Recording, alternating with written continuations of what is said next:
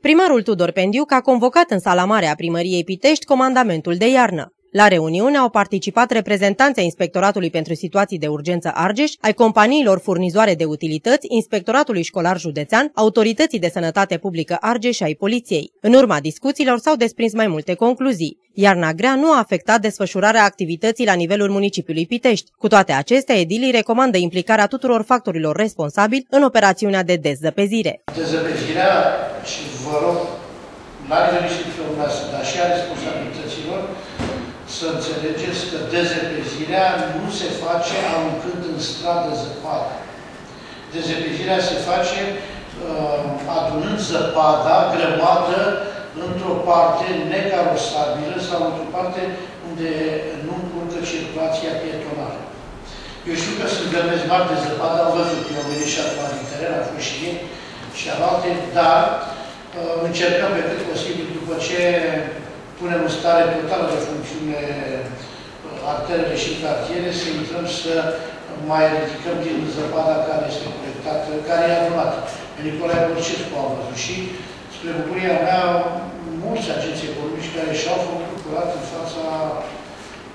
fața spațiilor dumneavoastră. Deci asta e rugămintea să nu arunce în stradă și să până la urmă este o obligație legală. Noi avem o hotărâre de Consiliu Local care are la bază o lege prin care toți agenții economici sunt obligați în fața spațiilor pe care le deținând proprietate în administrare sau cu chirie să-și curățe trotuarul sau spațiile respective. Nu trebuie să aștepte intervenția noastră. Noi sigur am vrea să intervenim, însă iată cantitatea enormă de zăpadă căzută, posibilitățile tehnice mai limitate și o să revin aici cu aceste posibilități tehnice pe care le avem și financiare de asemenea. Altfel, suntem puși în situația neplăcută și nedorită de a sancționa. Sancțiunile nu sunt mici, domnul Nichita, cât sunt sancțiunile? 200 persoane fizice, 500 1000 Deci între 200 și 500 pentru cetățeni, între 500 și 1000 agenții economice. Fluidizarea nu putem face decât în momentul ăsta. Este nevoie, dacă credeți și la intervențiile, la solicitările noastre, acolo unde credeți că reglementarea am putea să intervenim cu ridicarea mașinilor care blochează zonele aglomerate din centru.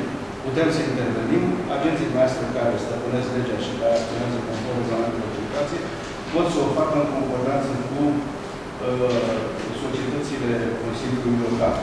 Deci putem să ne mișcăm mai bine, putem să asigurăm un grad de fluidizare mai mare, să evităm accidentele, să acționăm în zonele aglomerate, pantele în zona de trecere de pieton, dacă avem și un motor ceva mai vizibil din partea, nu dumneavoastră ca și instituție, ci, aș zice, în mod special, a agenților de circulație. O problemă o constituie totuși oamenii străzii, fapt pentru care primarul Tudor Pendiuc solicită găsirea de soluții pentru adăpostirea acestora.